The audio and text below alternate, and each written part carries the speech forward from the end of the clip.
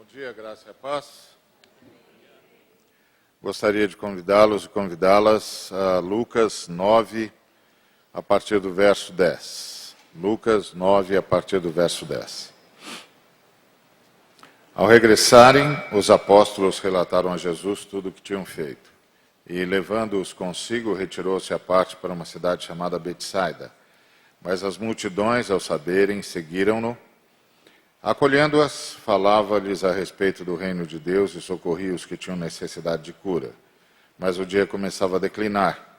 Então, se aproximaram os 12 e lhe disseram: despede a multidão para que, indo às aldeias e campos circunvizinhos, se hospedem e achem alimento, pois estamos aqui em lugar deserto. Ele, porém, lhes disse: dai-lhes vós mesmos de comer. Responderam eles: não temos mais que 5 pães e 2 peixes, salvo se nós mesmos formos comprar comida para todo esse povo, porque estavam ali cerca de 5.000 homens. Então, disse aos seus discípulos: fazei-os sentar-se em grupos de 50.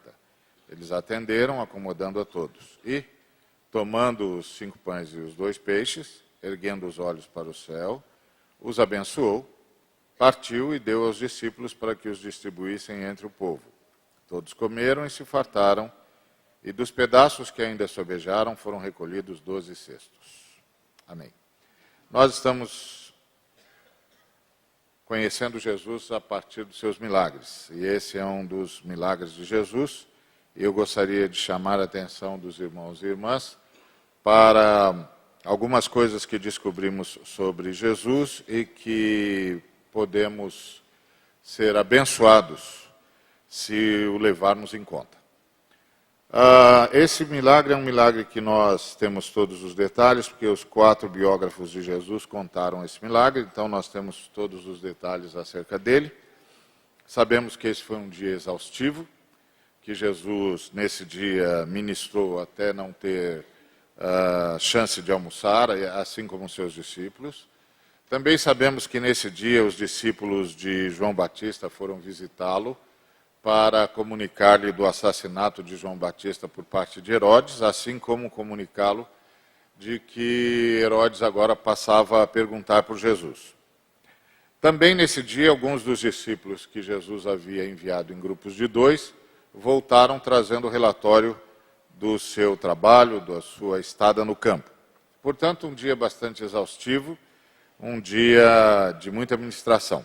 Jesus, então, decidiu atravessar o lago de Tiberíades, ou de Genezaré, o mar da Galileia, para o outro lado, para a aldeia de Betsaida, com o objetivo de descansar tanto ele como seus discípulos. Mas, ao chegar do outro lado, as multidões que haviam previsto o caminho de Jesus já o estavam aguardando.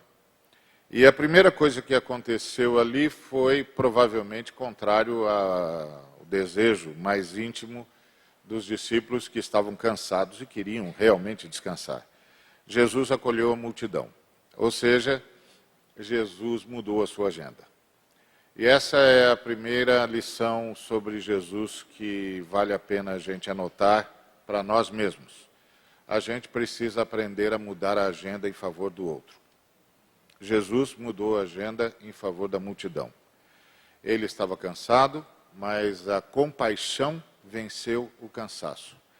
Aliás, esse é o segredo de todo relacionamento. Esse é o segredo de toda convivência, compaixão. Às vezes você está na sua família, a pessoa ao seu lado está sofrendo. Talvez não seja um sofrimento que lhe afete, talvez não seja algo que pelo qual você sofreria, mas a pessoa está sofrendo. E compaixão é essa capacidade de sentir-se no lugar do outro e sentir o que provavelmente, ou buscar sentir o que provavelmente o outro está sentindo, ainda que aquele evento, aquele fato, aquela situação, a você pessoalmente não afete, mas está afetando alguém. Então, se vai haver família, se vai haver comunhão, se vai haver comunidade, vai haver gente disposto a mudar a sua agenda em favor de alguém, em favor do necessitado, em favor do que chora, em favor do que clama, em favor do que pede um tempo, por mínimo que seja. Jesus fez isso, ele mudou a sua agenda, ele se nutriu de compaixão e ele parou para atender a multidão. Se a gente aprende essa lição, a gente realmente ajuda muita gente, abençoa muita gente, principalmente a partir da nossa própria família e dentro da nossa própria casa. Eu não tenho dúvida de que grande parte de muitos desentendimentos entre nós é porque a compaixão desapareceu do cenário. É porque o sofrimento do outro já não nos afeta. E nós que vivemos no mundo urbano, somos tangidos por um senso de urgência que nos impede de parar. Mas não há nenhuma possibilidade de convivência se não houver disponibilidade para parar em função do outro. Eu já citei aqui uma frase do cancioneiro popular, de Alcides Caminha, que diz: tire o seu sorriso do caminho que eu quero passar com a minha dor. A compaixão é essa capacidade de tirar o nosso sorriso do caminho para poder atender alguém na sua dor. E foi isso que Jesus Cristo fez. Jesus Cristo compadeceu-se. E aí mudou a sua agenda. Se a gente quiser realmente fomentar relacionamento, construir família, construir comunidade, construir amizade, nós temos de ter uma agenda mais flexível, como Jesus teve. Além disso, Jesus começou a falar às pessoas sobre o reino de Deus. Ele estava falando com gente que estava sob a marca da opressão. A época em que Jesus ministrou, tanto Jesus quanto João Batista, era uma época muito difícil. Herodes estava tentando granjear por parte de Tibério César a possibilidade de ser o único monarca de Israel. Tibério, como vocês sabem, reinava no império, e Herodes queria ser o único monarca de Israel. Bom, os romanos só conheciam uma linguagem, e a linguagem que os romanos conheciam era de impostos.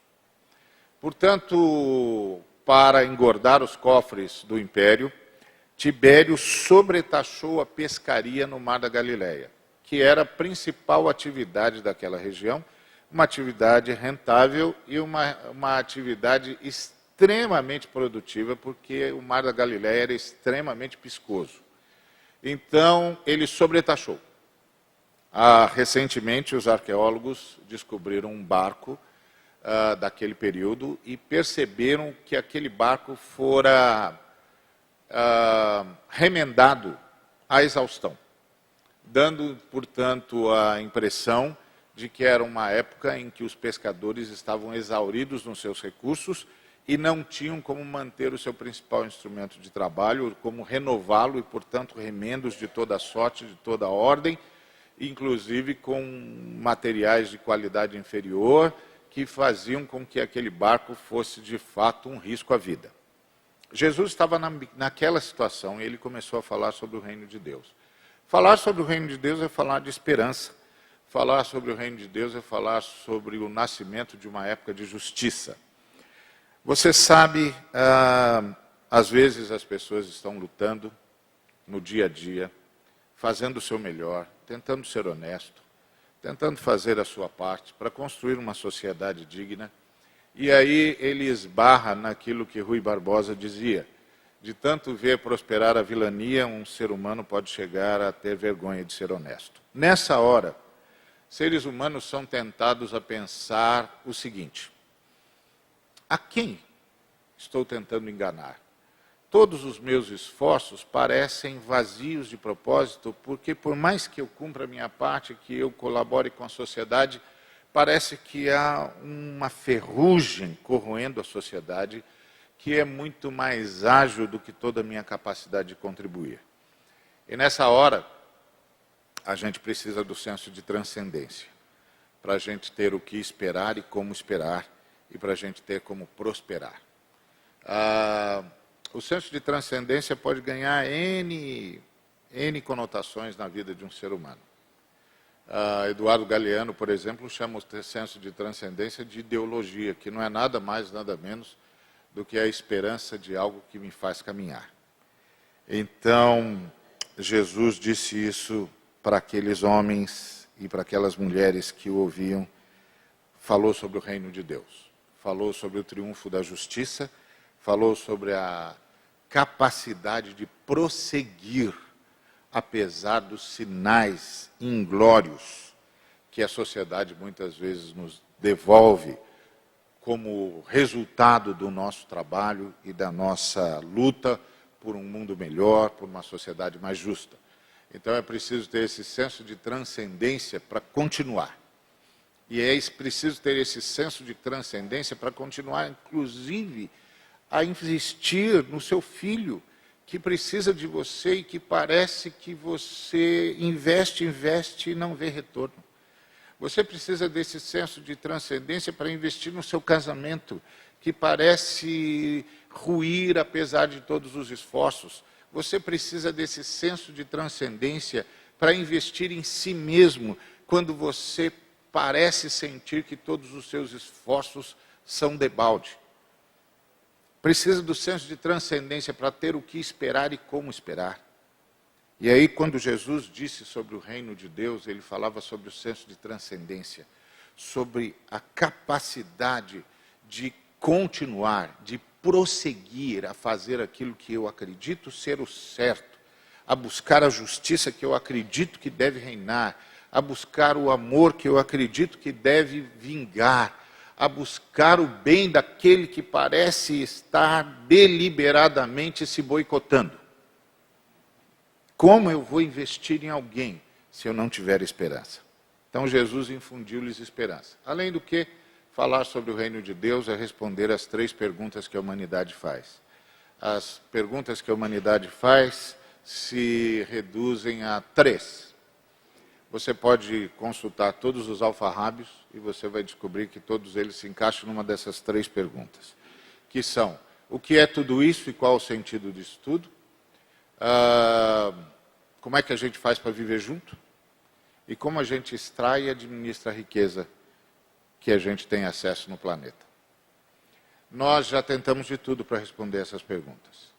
Para responder o sentido da vida, o que é tudo isso, o que isso significa, nós inventamos de tudo, de todas as filosofias, ciências e religiões. E não conseguimos nos livrar do vazio existencial. Para responder a pergunta como a gente faz para viver junto, nós também já tentamos de tudo, desde o clã primitivo até as sociedades democráticas mais avançadas, e não conseguimos nos livrar da guerra. E para responder a pergunta o que a gente faz com a riqueza que a gente abstrai, que a gente tira do planeta, e como é que a gente deve tirá-la e como a gente deve administrá-la, nós também já tentamos de tudo e não conseguimos nos livrar da fome.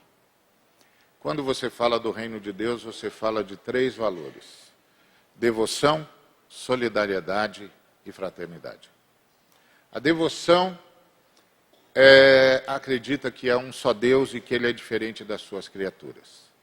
Quando você acredita que há um só Deus e ele é diferente das suas criaturas, você acabou de impedir que qualquer criatura possa arrogar-se Deus.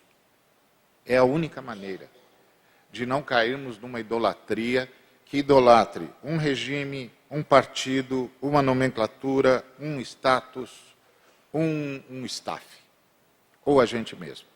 Eduardo Galeano, um grande pensador latino-americano, acabou de escrever um texto onde ele dizia que os marxistas não compreenderam o Deus judaico-cristão e que o Deus judaico-cristão é ateu, porque o Deus judaico-cristão anula todas as possibilidades de idolatria, uma vez que o Deus judaico-cristão avisa que nenhuma criatura pode ser Deus, que Deus é totalmente outro, e, portanto, os seres humanos são iguais. E que nenhum ser humano pode arrogar-se Deus ou conclamar quem quer que seja a servi-lo ou a adorá-lo. Então, quando Jesus disse sobre o reino de Deus, ele avisou a nós todos que o sentido está na criação, que as coisas estão no Criador e que a vida é uma vida de construção mútua, que ninguém pode se arrogar Deus. Ao dizer isso, ele dava um golpe mortal no Império Romano. E isso também vai nos ajudar na nossa família. Sabe que uma das crises que nós todos temos é a crise da divindade. Quem é que manda? Quando a gente descobre que há só um Deus e não sou eu sei que tudo tem de ser compartilhado e tudo tem de ser discutido. Que tudo tem de ser solidarizado. Que tudo tem de ser conversado. Porque há um só Deus e não sou eu. Ele é totalmente outro, ele é totalmente diferente da sua criação. Portanto, eu não sou. Nem eu sou, nem imperador nenhum é, nem partido algum é, nem staff nenhum é. Ninguém pode se arrogar Deus, portanto, ninguém pode se arrogar digno de adoração. Todos são iguais. Se a gente aprender isso, a gente vai começar a conviver melhor. E uma outra coisa interessante, quando Jesus fala que há um só Deus, é que ele deixa claro a natureza desse Deus que é amor. E isso é muito interessante, porque uma vez que a natureza desse Deus, que tudo pode, é amor e não é poder, isso significa que esse Deus não pode ser ofendido. Você sabe que o poder é um problema sério, porque se você se arroga o poder não pode ser contestado. Se o poder for contestado, ele tem de reagir violentamente para deixar claro que o poder não pode ser contestado. É por isso que quando qualquer país cai num regime de exceção, você não tem mais direitos civis. Por quê? Porque o poder não pode ser questionado. Porque o poder, uma vez questionado, tem de reagir com violência. Agora, se você se declara amor, você está pronto para conviver. O amor convive com tudo e com todos. Se você na sua casa, como pai de família, se decide a si mesmo, se apresenta a si mesmo como o poder, aí o seu filho desobedece você vai ter de reagir com algum nível de violência, para deixar claro quem é que manda. Mas se você se apresenta na sua família como amor, o amor ama. O amor ama quem concorda, o amor ama quem não concorda, o amor ama quem abraça, o amor ama quem não abraça, o amor ama. Quando Jesus falou sobre o reino de Deus, ele estava falando sobre uma nova forma de viver e de se relacionar. Ele estava respondendo a segunda pergunta, como é que a gente faz para viver junto, com uma só palavra, fraternidade. Veja o outro como se ele fosse uma extensão de si mesmo. Fraternidade. Veja o seu filho como uma extensão de si mesmo, sua esposa, seu esposo, sua família, o próximo como uma extensão de si mesmo. Trate-o como você gostaria de ser tratado se estivesse na situação em que ele está. Se nós começarmos a trabalhar com esses conceitos na sociedade, nós podemos construir uma outra sociedade. Ou, no mínimo, podemos influenciar muito essa sociedade na qual estamos inseridos. E aí Jesus falou sobre solidariedade. Solidariedade para com o planeta e solidariedade para com todos os semelhantes e com todas as criaturas que habitam esse planeta. Ou seja, como é que a gente faz para extrair e para administrar a riqueza? Com solidariedade. Solidariedade para com o planeta vai evitar que nós abusemos do planeta. Solidariedade para com os demais vai impedir que a gente abuse do próximo e que a gente condene quem quer que seja a miséria ou a fome.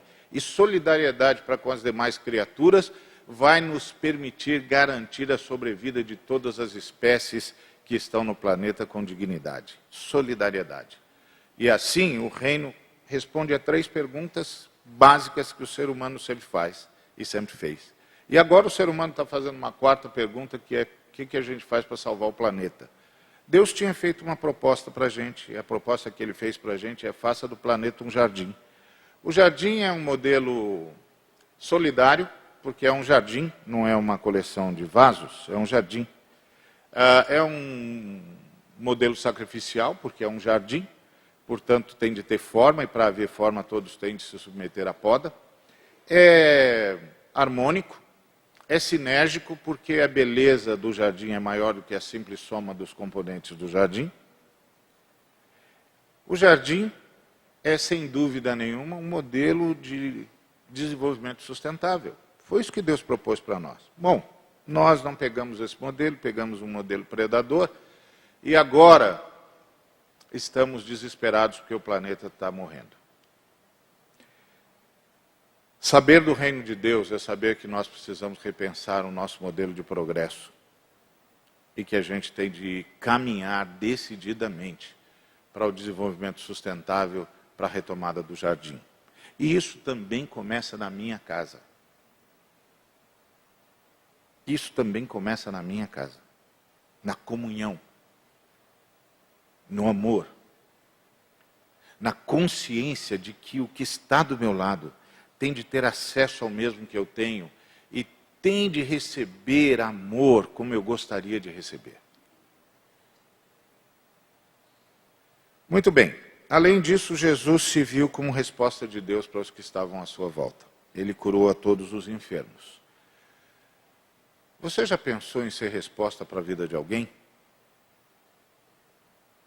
Nós vivemos num mundo extremamente individualista, onde as pessoas estão desesperadas por atenção, mas ainda não aprenderam que a gente só recebe atenção quando distribui atenção. O individualismo é um câncer a devorar a sociedade, a destruir o conceito de unidade humana. Jesus Cristo se viu como resposta para outros. O único jeito de construir uma sociedade é se ver como resposta para alguém, como abençoador de alguém, como companheiro de alguém, como companheira de alguém. Você já parou para pensar nisso? Que você levanta de manhã com a grande possibilidade de ser a resposta à oração de alguém, ao clamor de alguém, ao desespero de alguém. Isso vai mudar a sua vida, vai mudar a sua forma de se relacionar. E finalmente, os discípulos começaram a ter fome e resolveram criar um discurso envolvente. Foram até Jesus e disseram: Jesus, despede a multidão, porque eles devem estar com fome e aqui não tem comida, então, pelo bem deles, vamos dispensá-los. É um discurso político, não é? Gente, por amor a vocês, estamos aqui pedindo ao Mestre que se compadeça de fato e os libere para que vocês possam, nas circunvizinhanças e adjacências, conseguirem o que tanto estão a reclamar, que é um pedaço de pão e um lugar para descanso. É um discurso. E nessa época de efervescência política, a gente ouve muito discurso parecido com isso. Mas Jesus disse: não, deem-lhes vocês mesmos de comer. E isso é um trabalho. Primeiro é um trabalho de envolvimento com a sociedade, porque Jesus disse: o que tem aí? Aí é onde, Jesus? Na multidão. Como é que a gente vai saber? Se envolvam com a multidão. Comecem a conversar, comecem a perguntar para as pessoas. Ao invés de sair a condenar todos e tudo, vá perguntar se tem pontes para a gente construir alguma coisa junto. Se tem jeito de fazer pontes para que as pessoas todas sejam atendidas, ajudadas. É assim que se constrói sociedade. A gente conversa, a gente descobre as pontes, as possibilidades, o que nós temos aqui que pode ser usado para o benefício de todos. Segunda coisa que Jesus pediu aos discípulos foi para dividir o grupo, a multidão, em grupos de 50. Aquela multidão era uma multidão de 5.000 homens, mais mulheres e crianças, 10 a 12 mil homens, mais ou menos. Por que Jesus mandou dividir a multidão em grupos de 50? Para criar comunidades, né? Uma pessoa no meio de 12 mil pessoas é uma ilha. Uma pessoa no meio de 50 pessoas faz parte de uma comunidade. Jesus transformou uma multidão amorfa numa reunião de comunidades. E ao transformar a multidão amorfa numa reunião de comunidades, ele também comunicou uma grande verdade. Só vai haver alimento para todos se, ao invés da competição, tivermos a cooperação. Por isso, lembre-se, nós cristãos acreditamos em cooperação, não em competição. Nós cristãos acreditamos em comunidade e não em multidão. Nós cristãos acreditamos em comunhão e não em massa de manobra. Por isso, nós, hoje, mesmo no nosso meio, estamos horrorizados com aqueles que se dizem cristãos e estão transformando o povo em massa de manobra.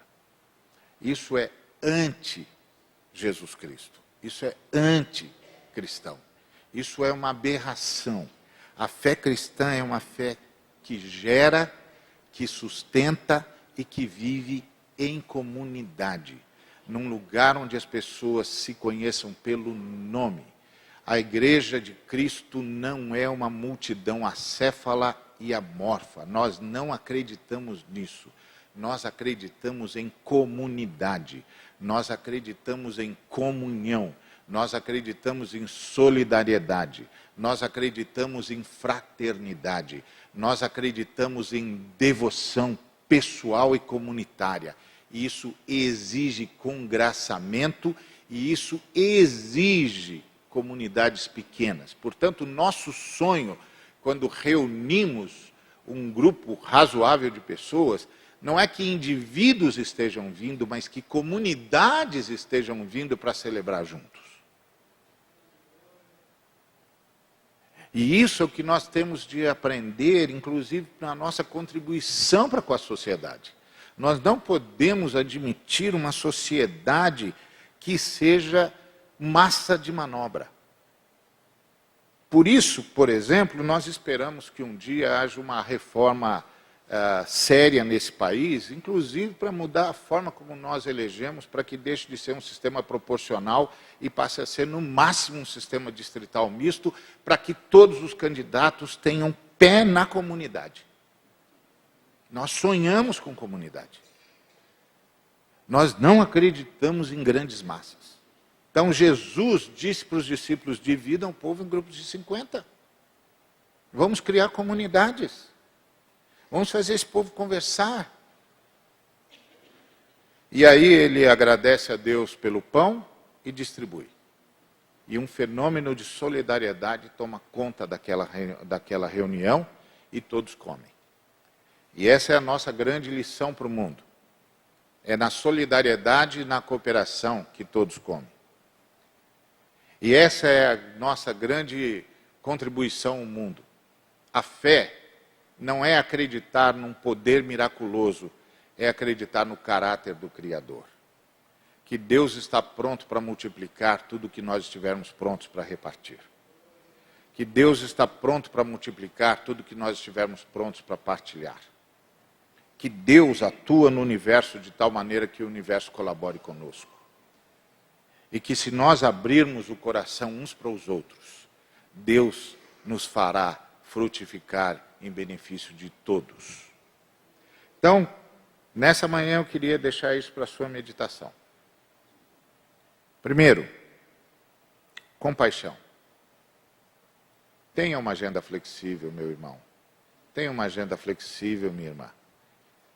Tenha uma agenda flexível para o outro, para a pessoa que está do seu lado.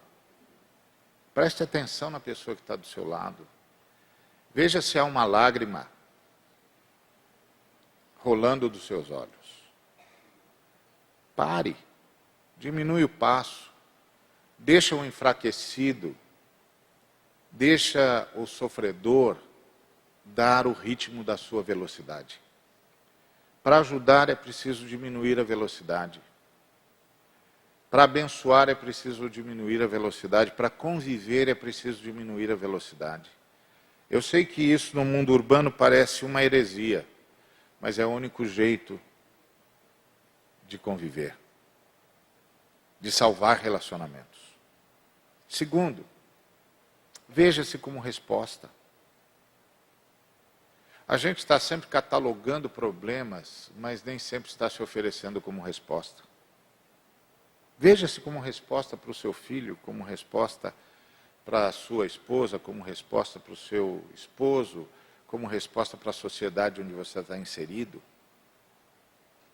no lugar onde você trabalha. Outra coisa, tenha esperança. Sem esperança a gente não anda. Acredite, o mundo está em algum lugar, o universo está em algum lugar.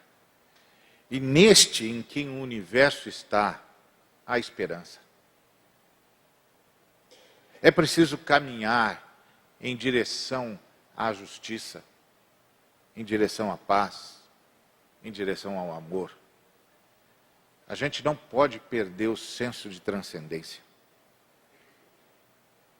Porque a gente então vai continuar investindo na pessoa que a gente ama, na pessoa que a gente conhece, na pessoa que a gente vê que precisa da gente. E investindo na sociedade para construir algo melhor. Um ser humano bem-sucedido é um ser humano de quem se possa dizer, porque ele passou por aqui, o mundo ficou melhor. Caminhe nessa direção. Outra coisa, sempre que você puder influenciar, gere senso de comunidade, gere senso de cooperação, gere senso de partilha. Sempre que você puder influenciar, influencie os homens, os seres humanos, a serem comunitários, a serem solidários, a serem fraternos. Creia. Deus está pronto para multiplicar tudo que nós estivermos prontos para partilhar. Lembre-se, a acumulação é deletéria, é destrutiva. A beleza da humanidade é ser uma família.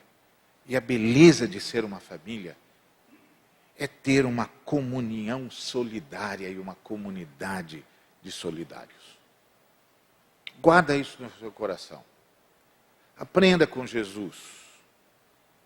Tem um outro jeito de ser gente. E tem um outro jeito de viver como gente. Dentro da nossa própria casa. Que Deus nos abençoe.